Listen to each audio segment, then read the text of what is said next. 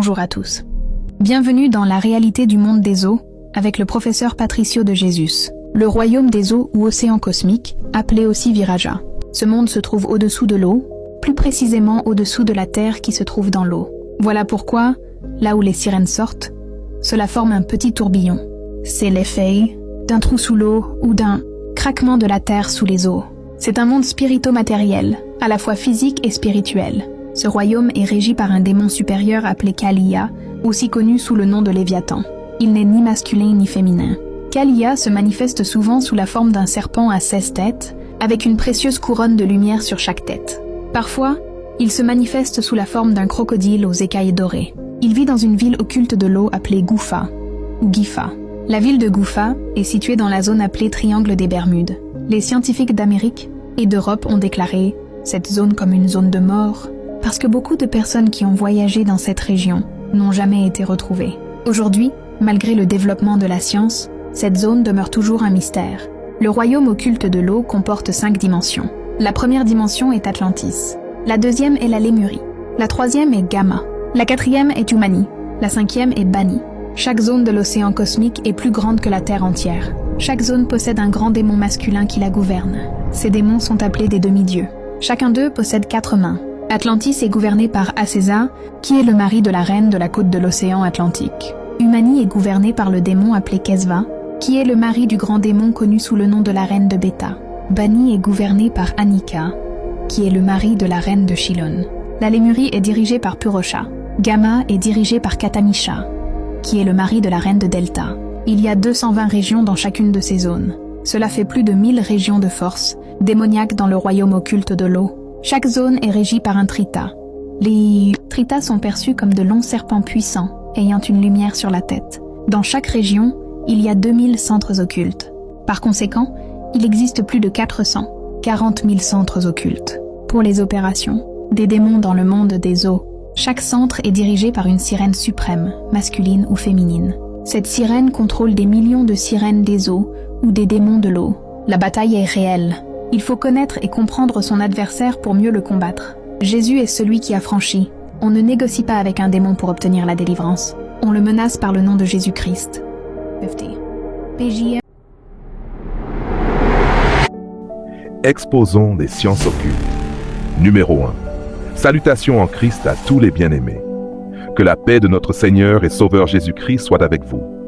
Par la grâce de Dieu et sous l'inspiration des enseignements du professeur Patricio de Jesus, fondateur du groupe Spiritualité chrétienne, l'un des groupes engagés dans la défense de la plus haute spiritualité chrétienne, nous poursuivons notre mission d'éclairage spirituel. Notre objectif est d'exposer certaines doctrines ésotériques et occultes afin que les chrétiens comprennent les dangers spirituels qui peuvent s'y cacher. Aujourd'hui, nous parlons de la Fraternité Blanche Universelle, un mouvement fondé par Omram Mikhaël Aivanov. Il est né en Macédoine le 18 janvier 1899 et il est décédé au mois de décembre de l'année 1986. En 1937, il s'installe à Paris, affirmant avoir été envoyé par son maître spirituel Peter Donov, d'origine bulgare. La Fraternité Blanche Universelle est officiellement déclarée comme association le 15 février 1947 et elle possède aujourd'hui encore une organisation internationale. Ce mouvement se présente comme une école initiatique ésotérique qui enseigne que certaines vérités spirituelles seraient cachées et ne pourraient être révélées qu'à des disciples initiés.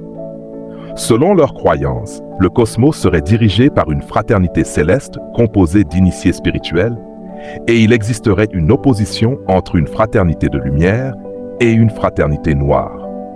Dans cette vision, le Christ est présenté comme un principe cosmique et non comme le Fils unique de Dieu venu sauver l'humanité. 2 concepts principaux sont enseignés. Le christocentrisme cosmique, qui considère le Christ comme un principe universel dans le cosmos, et l'héliocentrisme spirituel, qui affirme que le Soleil serait le centre et la source spirituelle des religions. Dans certains enseignements du mouvement, il est affirmé que les rayons du Soleil seraient composés de particules intelligentes, capables de pénétrer le cerveau humain afin d'apporter une compréhension plus profonde du monde et de la création. Selon cette doctrine, Comprendre spirituellement le soleil permettrait à l'homme de recevoir un pouvoir sur les éléments de la nature. Il est également enseigné une pratique appelée galvanoplastie spirituelle, qui prétend qu'une mère pourrait transmettre un savoir et une puissance spirituelle à son enfant avant même sa naissance. Les adeptes de la fraternité blanche universelle pratiquent différentes disciplines spirituelles comme la contemplation du soleil et ce qu'ils appellent le yoga du soleil. Ils pratiquent aussi des exercices appelés paneurythmie, qui sont des mouvements accompagnés de chants destinés à harmoniser les forces du corps humain. Ils suivent souvent une alimentation végétarienne et considèrent les repas comme des actes sacrés qui doivent être vécus dans le calme et la concentration. Les membres méditent également sur les paroles du Maître et certains pratiquent l'abstinence sexuelle dans la recherche d'un amour considéré comme purement spirituel.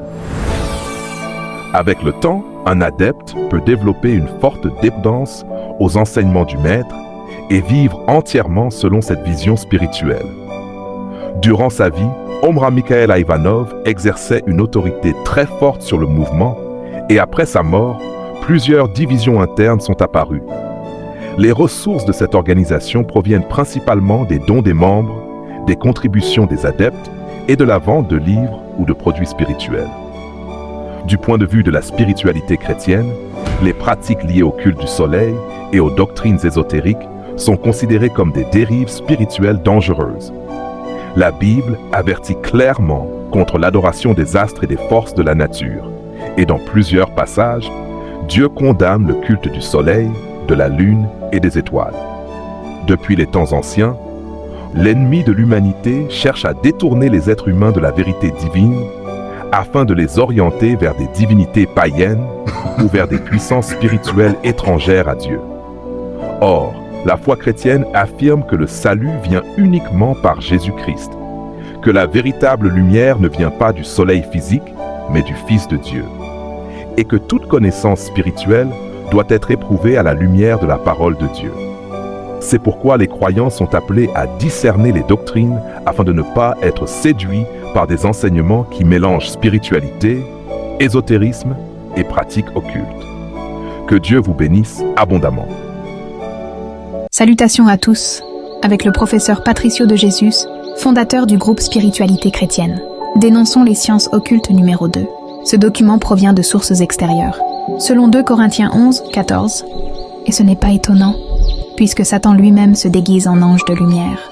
Origine, Monsieur Okada, né en 1901 et mort en 1974, était ancien officier puis industriel au bord de la faillite. Il a été membre de 2 mouvements religieux et y a emprunté des enseignements sur la purification, dont le Jorei ou lumière divine.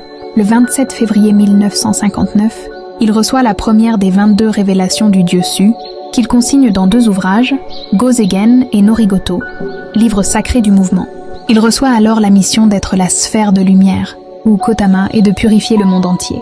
Il fonde le mouvement le 18 août 1960. Celui-ci connaît rapidement une expansion mondiale. À sa mort, le 23 juin 1974, le mouvement se divise en 2 branches. La première, dirigée par Sekiguchi, successeur désigné et reconnu par les tribunaux, installe le siège mondial à Takayama, où se trouve le temple de Susa. En Europe, le centre se situe au château d'Ozenburg, au Luxembourg. La seconde branche, dirigée par sa fille Kiju Okada, se répand en Europe et en Afrique sous le nom d'Oshu Nushi-sama.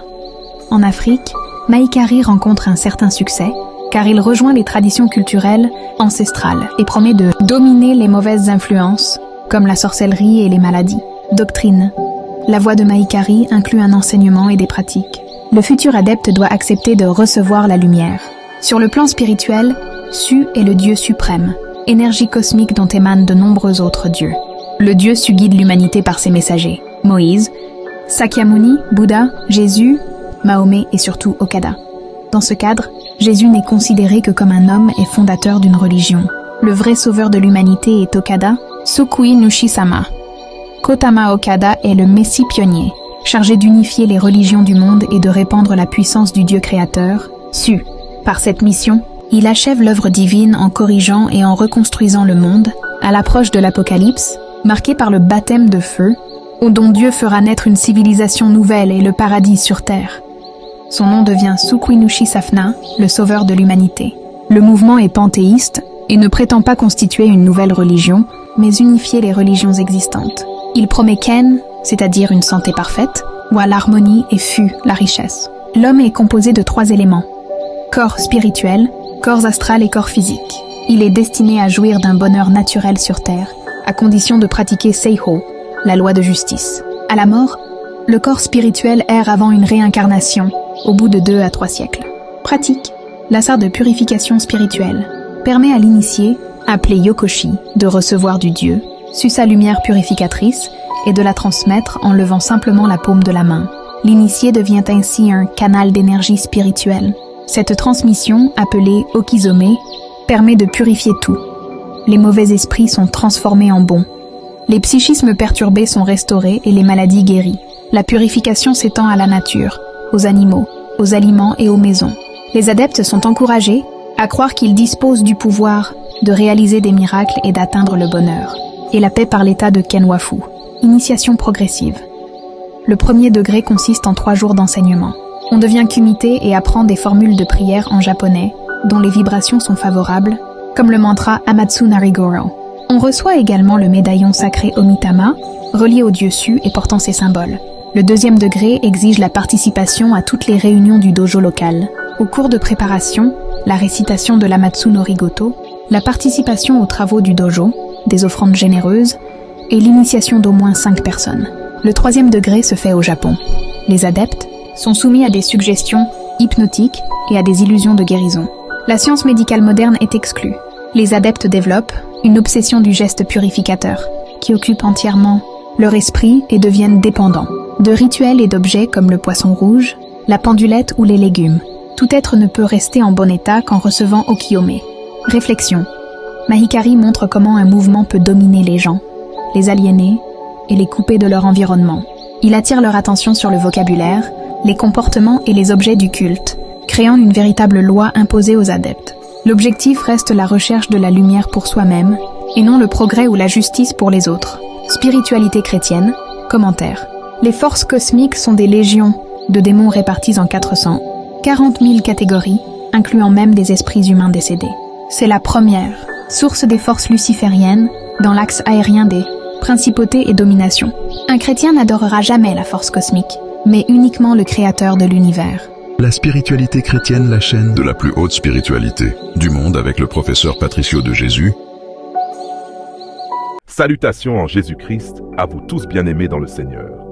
Nous vous retrouvons aujourd'hui dans le cadre des enseignements du groupe Spiritualité chrétienne sous la direction du professeur Patricio de Jésus, fondateur de ce mouvement spirituel. Le groupe Spiritualité chrétienne est reconnu comme l'un des groupes qui enseignent la profondeur de la spiritualité chrétienne, avec pour objectif d'éclairer les croyants, de fortifier la foi en Jésus-Christ et de dénoncer les pratiques spirituelles contraires à l'Évangile. Dans cette série d'enseignements intitulée « Dénonçons les sciences occultes », numéro 3, nous allons parler de la Rose-Croix, un mouvement mystique et ésotérique qui prétend donner une connaissance spirituelle supérieure. Mais à la lumière de la Bible, nous verrons pourquoi ces doctrines sont incompatibles avec la foi chrétienne. La Bible nous dit dans Colossiens chapitre 1 verset 16 que tout a été créé dans le ciel et sur la terre, le visible et l'invisible, les trônes, les souverainetés, les dominations et les autorités. Tout a été créé par lui et pour lui. Cela signifie que Dieu n'est pas le cosmos, mais le créateur du cosmos. Chercher Dieu en entrant en contact avec le cosmos qui est sa création peut conduire certaines personnes à entrer en relation avec des puissances spirituelles trompeuses. Car de nombreux esprits mauvais peuvent se cacher derrière ce que certains appellent l'esprit cosmique. Historiquement, la Rose-Croix apparaît au début du XVIIe siècle dans un contexte de guerre religieuse en Europe, avec l'idée d'établir la paix et la compréhension entre catholiques et protestants.